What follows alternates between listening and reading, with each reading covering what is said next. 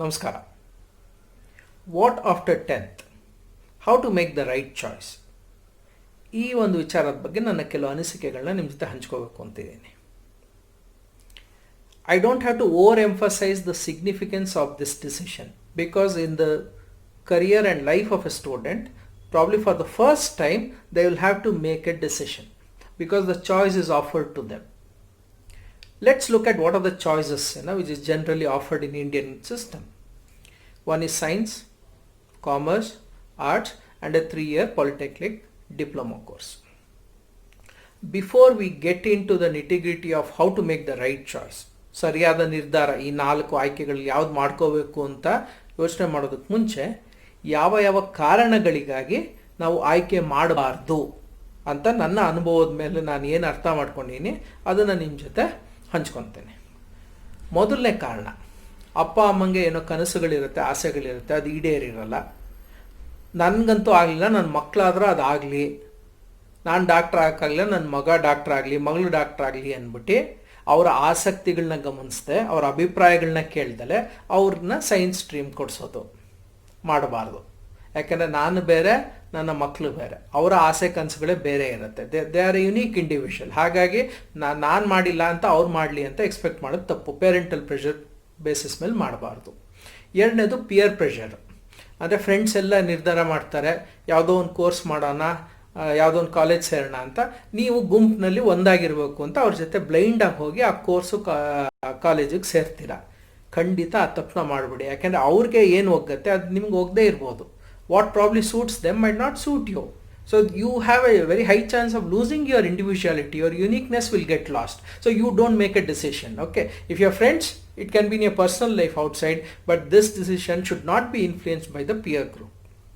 Third, marks. We have a societal convention. Whoever gets very good marks in 10th standard, they are logically expected to take up science in their +2 or PUC program. ಜಾಸ್ತಿ marks ಬಂದರೆ science, ಸ್ವಲ್ಪ ಕಮ್ಮಿ ಆದರೆ commerce, ಅದಕ್ಕಿಂತ ಕಮ್ಮಿ ಆದರೆ arts. ಯಾಕೆಂದರೆ arts ಅಂದರೆ ತುಂಬ ಸುಲಭ ಪಾಸ್ ಮಾಡೋದು ಅನ್ನೋ ಒಂದು ತಪ್ಪು ಕಲ್ಪನೆ ನಮ್ಮ ಜನರಲ್ಲಿದೆ. Please don't choose your course, your stream and combination subject based on the marks what you scored in 10th. ಯಾಕೆ ಅಂದರೆ ಒಂದು ಉದಾಹರಣೆ ಕೊಡ್ತೇನೆ ನಿಮಗೆ. 10th CBSE ತುಂಬ ಚೆನ್ನಾಗಿ ಮಾರ್ಕ್ಸ್ ತೊಗೊಂಡಿದ್ಲು ಒಂದು ಹೆಣ್ಮಗು. PUC ಸೈನ್ಸ್ ಕೊಡಿಸಿದ್ರು. PUC that girl was not able to cope with the pressure of the subjects. One is, if you compare the quantum of syllabus, ನಿಮ್ಮ 10th syllabus PUC syllabus compare ಮಾಡಿದ್ರೆ PUC syllabus is many more times than your 10th syllabus. And second thing, in science it's a very hectic program because you have to balance lot of things. You have to attend theory classes, you have to attend labs, you have to continuously keep writing tests, and simultaneously you also have to prepare for competitive exams which you will be writing after your +2 ಅಥವಾ PUC ಆದಮೇಲೆ. ಹಾಗಾಗಿ it's A very crammed and tight scheduled program. So if you can't balance it, then what will happen is you will not find enough time to come home, leisurely read, understand and clear your doubts. And all this is going to impact your performance in the exam. The same happened with this girl also, to the extent that she failed in 2 subjects in her second PUC, which was completely shocking and unexpected for the parents. ಈ ಕಾರಣಕ್ಕೋಸ್ಕರ 10th marks ಚೆನ್ನಾಗಿ ಬಂದಿದೆ, ಆಯ್ಕೆ ಸೈನ್ಸ್ಗೆ ಹಾಕೋಣ ಅನ್ನೋ ನಿರ್ಧಾರ ಮಾಡಬೇಡಿ. And next reason is, it's a safe combination or a safe stream. ಏನಂತ ಹೇಳ್ತಾರೆ, PUC ಸೈನ್ಸ್ ತೊಗೊಂಬಿಡಿ, ಚೆನ್ನಾಗಿ ಮಾರ್ಕ್ಸ್ ಬಂದರೆ ನಿಮ್ಮ ಮಗನ ಮಗಳ ಡಾಕ್ಟ್ರೋ ಇಂಜಿನಿಯರೋ ಏನೋ ಆಗ್ಬೋದು. ಕಮ್ಮಿ ಮಾರ್ಕ್ಸ್ ಬಂದರೆ ಬೇಕಾದ್ರೆ BCom BBA BA ಏನೋ ಓದ್ಕೊಂಡ್ರಾಯ್ತು. And unfortunately our system allows that. Anyone who takes up science in the PUC or +2 program can pick up either commerce or humanities subject in their undergraduate program, whereas that privilege is not given to humanities or commerce students. Commerce ತೊಗೊಂಡ್ರೆ ಕಾಮರ್ಸಲ್ಲಿ ಹೋಗಬೇಕು ಅಥವಾ ಹ್ಯುಮ್ಯಾನಿಟೀಸ್ಗೆ ಬರ್ಬೋದು.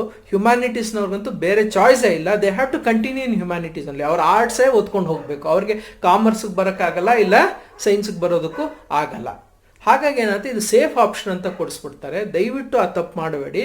ನೀವು ಏನು safe option ಅಂತ consider ಮಾಡ್ತೀರಾ, ಅದನ್ನು coop ಮಾಡ್ಕೊಳ್ಳೋಕ್ಕಾಗದಿದ್ರೆ, ಆ ಪ್ರೆಷರ್ನ ತೊಗೊಳಕ್ಕಾಗಲಿಲ್ಲ ಅಂದರೆ ಇದು ಹೇಗೆ ಅಂದರೆ, ಒಬ್ಬ ವ್ಯಕ್ತಿ ಒಂದು 10 kg ಭಾರ ಇಟ್ಕೊಂಡು ಹೋಗ್ತಾ ಇರ್ತಾನೆ, ಅವನ ಕ್ಷಮತೆ ಅಷ್ಟೇ, he can carry the 10 kg load. Suddenly if you put a 50 kg load on the individual, what do you think will be the consequence? Either he is going to break down completely or he might struggle. ಇದೇ ನಿಮ್ಮ ಮಕ್ಳ ಕೇಸಲ್ಲೂ ಆಗುತ್ತೆ. Struggle ಮಾಡ್ತಾರೆ, ಎಕ್ಸಾಮಲ್ಲಿ ಚೆನ್ನಾಗಿ ಮಾಡೋಕ್ಕಾಗಲ್ಲ, ಈ pressure ಏನಾಗುತ್ತೆ ತುಂಬ ಸ್ಟ್ರೆಸ್ ಕ್ರಿಯೇಟ್ ಮಾಡುತ್ತೆ.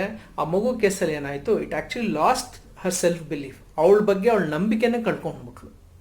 ಎಂಥ ವಿಪರ್ಯಾಸ ನೋಡಿ, ನೀವು ಸೇಫ್ಟಿಗೋಸ್ಕರ ಕೊಡಿಸಿದ ಸೈನ್ಸು ನಿಮ್ಮ ಮಗುವಿನ ನಂಬಿಕೆನೇ ಕೊಂದಾಕ್ಬಿಡ್ತು. ಕೆಲವು ಸಲ ನಾನು ನೋಡಿನಿ, ಕೆಲವು ಕೇಸಲ್ಲಿ the students have even slipped into depression. And I am very sure no parents want this to happen to their kids, right? ಹಾಗಾಗಿ ಸೇಫ್ ಕಾಂಬಿನೇಷನ್ ಅಥವಾ ಸೇಫ್ ಸ್ಟ್ರೀಮ್ ಅಂದ್ಬಿಟ್ಟು ದಯವಿಟ್ಟು ಆಸಕ್ತಿ ಇಲ್ಲ ಮಕ್ಕಳಿಗೆ ಸೈನ್ಸಲ್ಲಿ ಅಂದರೆ, ಅಥವಾ ಅವ್ರ ಸ್ಟ್ರೆಂತ್ ಸೈನ್ಸಲ್ಲಿ ಇಲ್ಲ ಅಂದರೆ ದಯವಿಟ್ಟು ಸೈನ್ಸ್ ಕೊಡಿಸ್ಬೇಡಿ. ಮತ್ತೊಂದು, ಯಾವುದೋ ಇದಕ್ಕೆ ಸ್ಕೋಪ್ ಜಾಸ್ತಿ ಇದೆ, ಉದಾಹರಣೆಗೆ ಸ್ಟೆಮ್ ಅಂತ ಒಂದು ಗ್ರೂಪ್, ಯಾವ್ದು ಸ್ಟೆಮ್ ಅಂದರೆ science, technology, engineering and mathematics. ಇದು ಕರಿಯರ್ ಸ್ಕೋಪ್ ಚೆನ್ನಾಗಿದೆ, ಜಾಬ್ ಒಳ್ಳೊಳ್ಳೆ ಜಾಬ್ ಸಿಗುತ್ತೆ, ಒಳ್ಳೊಳ್ಳೆ ಸಂಬಳ ಸಿಗುತ್ತೆ. ಸರಿ ಸರ್, ಸಿಗುತ್ತೆ, ಆದರೆ ನಿಮಗೆ ಅದರಲ್ಲಿ ಯಶಸ್ಸು ಸಿಗಬೇಕಲ್ವಾ? ನಿಮ್ಮ ಯಶಸ್ಸು ಬೇರೆ ಕಡೆ ಇದ್ದರೆ ನೀವು ಯಾರೋ ಏನೋ ಮಾಡಿದ್ರು ಅಂದ್ಬಿಟ್ಟು ನೀವು ಬ್ಲೈಂಡಾಗಿ ಫಾಲೋ ಮಾಡೋದಕ್ಕಾಗಲ್ಲ. Because it should match your interest, it should match your aptitude, it should match your personality. ಅದೇನು ಮ್ಯಾಚ್ ಆಗ್ದಲ್ಲಿ ಯಾರೋ ಮಾಡಿದ್ರು ಅಂತ ನೀವು ಅದಕ್ಕೆ ಧುಮುಕಿದ್ರೆ ಏನಾಗುತ್ತೆ, ನೀವು ಅದರಲ್ಲಿ ಎಡವೋದು ಜಾಸ್ತಿ ಆಗುತ್ತೆ. ಹಾಗಾಗಿ you will not get the intended outcome. ಈ ಎಲ್ಲ ಕಾರಣಗಳಿಗಾಗಿ ದಯವಿಟ್ಟು ನೀವು ಸೆಲೆಕ್ಷನ್ ಮಾಡಬೇಡಿ. ಒಂದ್ಸಲಿ ರಿವೈಸ್ ಮಾಡ್ಬಿಡ್ತೀನಿ. ಏನೇನು ಕಾರಣ? ಮೊದಲನೇದು parental pressure, peer pressure, marks basis ಮೇಲೆ ಸೇಫ್ ಅಂತ, ದ ಜಾಬ್ ಪ್ರಾಸ್ಪೆಕ್ಟ್ಸ್ ಅಂತ. Please understand, any of these factors can change at any point of time. ನಿಮ್ಮ ಜಾಬ್ ಪ್ರಾಸ್ಪೆಕ್ಟ್ಸ್ ಇವತ್ತು ಒಂದಕ್ಕಿದೆ ಅಂತಾರೆ, ನಾಳೆ ಇಲ್ದಂಗೆ ಆಗ್ಬೋದು. ಯಾವುದೋ ಕೋರ್ಸಿಗೆ ಸ್ಕೋಪ್ ಇದೆ ಅಂತಾರೆ, ನಾಳೆ ಸ್ಕೋಪ್ ಇಲ್ಲ ಅನ್ಬೋದು. Because scope is very subjective. It is either equal or it is none, because unless you are interested and you put the hard efforts, you will not be able to create scope in the subject. Scope on its own will not, course on its own will never give you the scope. Please understand this. So it's your intention, your efforts and your learnings which will create that scope. So ಹಾಗಾಗಿ ನೀವು scope, job trend, ಅಥವಾ safety, ಅಥವಾ marks ಚೆನ್ನಾಗಿ ಬಂದಿದೆ ಅಂತನೋ, ಇಲ್ಲ ನಮ್ಮ ಅಪ್ಪ ಅಮ್ಮನ ಕನಸು ಅಂತನೋ, ಈ ಕಾರಣಗಳಿಗಾಗಿ ದಯವಿಟ್ಟು ನೀವು ತಪ್ಪು ನಿರ್ಧಾರ ಮಾಡಬೇಡಿ. ಆಗ ಸರಿಯಾದ ನಿರ್ಧಾರ ಹ್ಯಾಕ್ ಮಾಡೋದು ಅನ್ನೋ ಪ್ರಶ್ನೆ ಬರುತ್ತೆ. ಇದಕ್ಕೆ ನನ್ನ ಉತ್ತರ ತುಂಬ simple. It's a simple process. ಮೊದಲನೇದಾಗಿ 10ನೇ ಕ್ಲಾಸ್ ನೀವು ಮುಗಿಸೋದ್ರೊಳಗಾಗಿ, by the time you complete 10th, you should have clarity with regard to which area you want to begin your career with. ಎಲ್ಲಿ ನಿಮ್ಮ ಕೆಲಸ ಅಥವಾ ನಿಮ್ಮ ಕರಿಯರ್ನ ಶುರು ಮಾಡಬೇಕು ಅಂತ ಉದಾಹರಣೆ ಕೊಡ್ತೀನಿ. ಒಂದು, as a student I must feel that I need to serve people. ನಾನು ಕಾಯಿಲೆ ಇರೋರಿಗೆ ನಾನು ವಾಸಿ ಮಾಡಬೇಕು, ಅವ್ರ ಕಾಯಿಲೆ ನಾನು ಒಂದು ಸ್ವಭಾವ ಅಥವಾ ಆಸೆ ಇರೋರು. ನಿಮಗೇನು medical field is fixed. Medical ಫೀಲ್ಡಲ್ಲಿ whether you want to be allopath doctor or a homeopath doctor, Ayurvedic doctor, that depends. ಅದಕ್ಕೆ ಇನ್ನೂ ನಿಮ್ಗೆ 2 ವರ್ಷ ಟೈಮ್ ಇದೆ. ಬಟ್ ಈಗ ಏನು ಮಾಡಬೇಕು, ನಿಮಗೆ ಮೆಡಿಕಲ್ ಫೀಲ್ಡ್ ಅಂತ ಫಿಕ್ಸ್ ಆದಮೇಲೆ ಅದ್ರ ಪ್ರಕಾರ ನೀವೇನು ಮಾಡಬೇಕು, ಸೈನ್ಸ್ ಸ್ಟ್ರೀಮೇ ತೊಗೋಬೇಕು. ಸಬ್ಜೆಕ್ಟ್ ಕಾಂಬಿನೇಷನ್ ಬಯಾಲಜಿ ಮ್ಯಾಂಡೇಟ್ರಿ ಇರಲೇಬೇಕು. ಅಥವಾ ಯಾರಿಗೋ ಒಬ್ರಿಗೆ ಬ್ಯಾಂಕಿಂಗ್ ಸೆಕ್ಟರ್ ಇಷ್ಟ ಇದೆ, ನನಗೆ ತುಂಬ ಆಸಕ್ತಿ, ನಾನು I want to become a banker. Banking sector ಅಂದರೆ ನೀವೇನು ಮಾಡೋದು, ಕಾಮರ್ಸ್ ತೊಗೋಬೇಕು. ಕಾಮರ್ಸಲ್ಲಿ ನಿಮಗೇನು 2 ಸಬ್ಜೆಕ್ಟ್ ಮಾತ್ರ ಮ್ಯಾಂಡೇಟ್ರಿ, ಒಂದು ಅಕೌಂಟೆನ್ಸಿ, ಇನ್ನೊಂದು ಬಿಸ್ನೆಸ್ ಸ್ಟಡಿ. ಇದು 2ರಲ್ಲಿ ನಿಮಗೆ 3-4ರಲ್ಲಿ ಯಾವುದೋ 2 ಸೆಲೆಕ್ಟ್ ಮಾಡಬೇಕು. ಯಾವ್ದು ಮಾಡ್ಕೋಬೇಕು?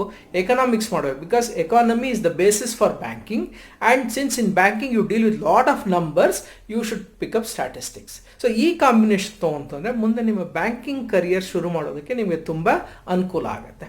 ಅಥವಾ you are more about people. I want to study people's behavior, people's interaction, and you have a sense of psychology. ನಿಮ್ಗೆ ಅದ್ರ ಬಗ್ಗೆ ಆಸಕ್ತಿ ಇದೆ ಅಂದರೆ ನೀವು ಆಬ್ವಿಯಸ್ಲಿ PUCಲಿ ಏನು ಮಾಡ್ಬೋದು, ಹ್ಯುಮ್ಯಾನಿಟೀಸ್ ತೊಗೋಬೋದು. ಹಾಗಾಗಿ ನೀವು ನಿಮ್ಮ ಮುಂದಿನ ಕಾರ್ಯಕ್ಷೇತ್ರ ಅಥವಾ ನಿಮ್ಮ ಕರಿಯರ್ ಎಲ್ಲಿ ಶುರು ಮಾಡ್ತೀರಾ ಮತ್ತು ನಿಮಗೆ ಆ ಸಬ್ಜೆಕ್ಟ್ನಲ್ಲಿ ಇಂಟ್ರೆಸ್ಟ್ ಇದೆಯಾ, ಈ 2 ಬೇಸಿಸ್ ಮೇಲೆ ನೀವು ಇವತ್ತು ನಿಮ್ಮ ಸ್ಟ್ರೀಮ್ನ ಸೆಲೆಕ್ಟ್ ಮಾಡ್ಕೋಬೇಕು. ಈ ರೀತಿ ನೀವು ಸೆಲೆಕ್ಟ್ ಮಾಡಿಕೊಂಡ್ರೆ ಮುಂದೆ ನಿಮಗೆ ಒಳ್ಳೆ ಪ್ರತಿಫಲ ಸಿಗುತ್ತೆ. You will not only be successful, but you will also be so happy doing the kind of job or a career which you are interested. ಎಡವಟ್ಟು ಮಾಡಿಕೊಂಡು ತಪ್ಪು ನಿರ್ಧಾರ ಮಾಡಿದ್ರೆ obviously the consequences will be there. ಹಾಗಾಗಿ I am requesting all of you, please make the right choice Think about the factors what I have given you, based on which you should not make a decision.